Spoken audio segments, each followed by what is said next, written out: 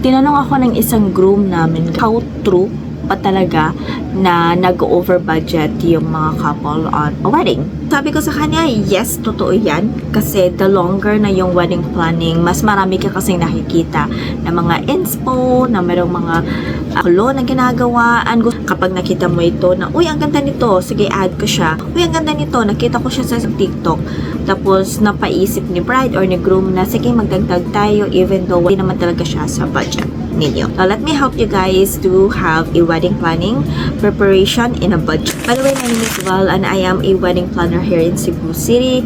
And for today, pag-uusapan natin kung paano nga ba mag-create ng budget for your wedding. O, totoo yun na talagang nag-overboard talaga kayo kapag you're in a budget if you don't know your figures. Let me help you to get your exact figure so you know how much your budget will be.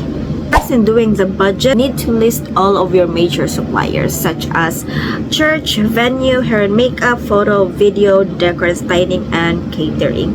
Also with your wedding gowns and suits. Wedding rings. Yun yung mga major suppliers na kailangan ninyong i-book and you have to know the figures of this. But hold on kasi mamaya na yung mga minor na mga suppliers cards. Yung bang pwedeng mamaya na. Next step is to create your non-negotiable list. Meaning, out of this wedding suppliers ninyo guys, sino ba yung mga non-negotiable ninyo na hindi pwede? For example, yung one of our groom and bride, we asked them, ano ba yung non-negotiable nila? So, yung non-negotiable nila is si pastor. Hindi kasi sila church wedding guys, they're in a different religion, but yes, one of the non-negotiable nila is si pastor. So, dapat lahat mag-align sa schedule talaga ni pastor guys. So, if hindi available si pastor on that day, move lahat talaga. Second non-negotiable naman ng bride namin is yung hair and makeup niya. So, yes, so si pastor, tapos si hair and makeup, talagang non-negotiable for her. For the decor styling, okay lang sa kanyang so-so kasi it's not a big factor for her. So, that's fine. Then kaming isang groom na yung non-negotiable niya naman is yung food mismo. Kaya nga dun sila nag-book sa isang venue kasi bet na yung food na yun. And he thinks of the guests na kapag dito lang sa regular na mga hotel or venue or catering, then hindi niya magugustuhan ng mga guests niya. So for him, his non-negotiable is the food or the catering. Based on those items na na-mention ko sa mga previous couples namin guys, I want you to list down what are your non-negotiables. And then you have to do it whether in the notebook or you have to do it in Excel. I mostly suggest our couple to do it in an Excel or a spreadsheet kasi mas maganda siya at mas ma-visualize ninyo. Sa Excel, sa column A, ilalagay nyo lang yung item or yung description ng supplier. So let's say for example, hair and makeup, photo and video, venue, yun. Column B naman, ilagay ninyo si supplier 1, supplier 2, for the column C, supplier 3 for the column D. At bakit natin gagawin ito? It's because even though meron kayong mga non-negotiable na mga suppliers, it doesn't mean na doon na talaga. Although that's our first option. I have always encouraged our couple na kung hindi all-in package yung kukunin ninyo, you have to know your suppliers. So, meron kang supplier number 1, option number 1. Supplier number 2, option number 2. Option number 3 naman si supplier 3. Bakit? Kasi we don't know. Let's say for example, December 2026 pa yung kasal ninyo and hindi ninyo alam kung anong mangyayari. Let's say na late kayong mag-book ni supplier number 1 kaya hindi na siya available sa date ng wedding ninyo. And let's say for example, negotiable naman siya. Hindi naman siya part ng non-negotiable ninyo. At least you have already the option number 2 and option number 3 to choose from. And then below that, I don't know on how I can do this for you to imagine, but what you need to do is yung option number 1, lagay niyo sa supplier number 1, tapos ilagay ninyo yung amount ng package nila. Here are my tips on asking your suppliers 1, 2, 3 para makuha ninyo yung talagang amount na kailangan ninyong i-save up for this supplier. First question is, what are your wedding packages? Para malaman ninyo na ano ba yung mga inclusions nila sa isang wedding package. What are the included in the services? So aside from the package, ano ba yung services na included doon? Is it on the day lang ba?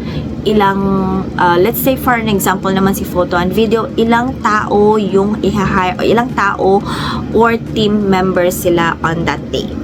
Third question is the rate is fixed or is there a chance na mag-i-increase siya? So let's say for example, December 2026 pa yung wedding niyo. So that's like 1 year pa from now, more than 1 year from now. Yeah, 1 year from now, guys. So at least malalaman ninyo na meron bang chance na mag-increase on the 2026. At least clear yung discussion ninyo na on what are the rates? Are there a chance na mag-increase ba? Or kung ano yung nabook niyo, yun na ba yun? One of the example of that is yung si stylist niyo. So let's say for example, fresh flowers yung napili ninyo for your styling, guys, at hindi flex, ang yaman ninyo. During those days, we don't know if ano yung rate, but let's say for example, yung months na magtataas talaga ng presyo yung mga flowers are during the summertime. So you have to know if you have to know with your supplier na if kasal ko is on May, meron bang chance na mag-increase yung rate ninyo, kasi that's when the days are matataas yung price ng flowers, guys. Today baka hindi masyadong mahal, but on May mataas na siya, 'di ba? So you have to know, you have to have them declare if those rates are fixed. What are your payment plan?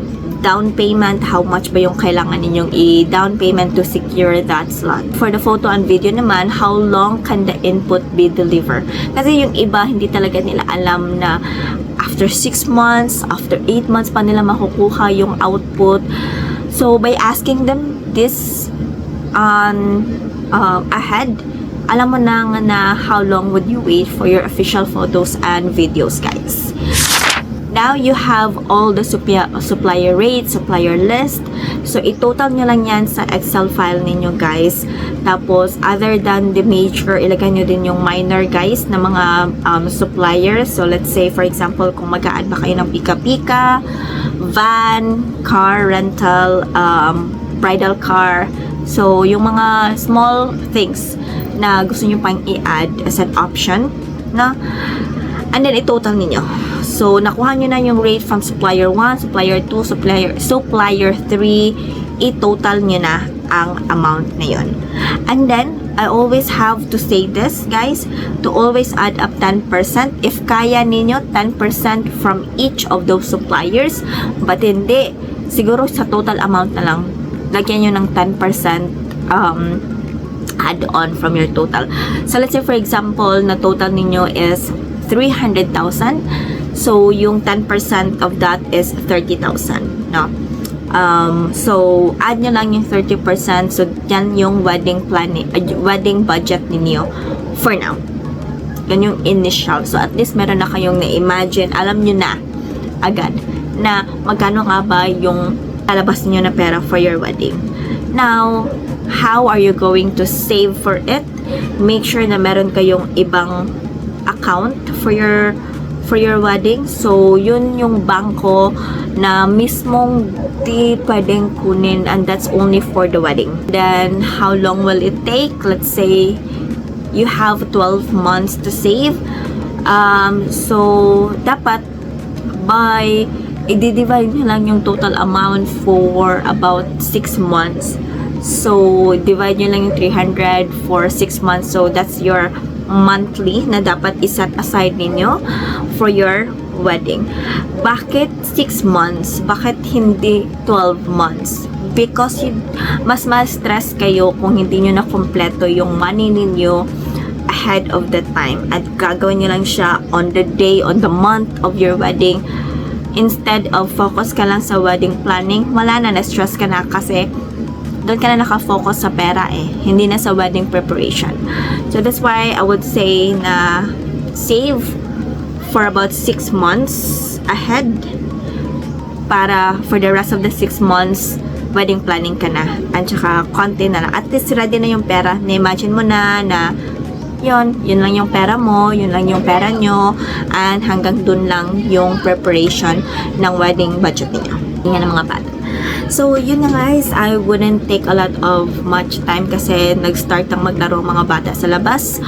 And I don't think my microphone can do the noise reduction kasi naka-capture pa rin siya. Pero I hope that this is helpful for you guys. If you have any questions about wedding planning, please go ahead and comment down below. I will see you on the next video. Bye guys!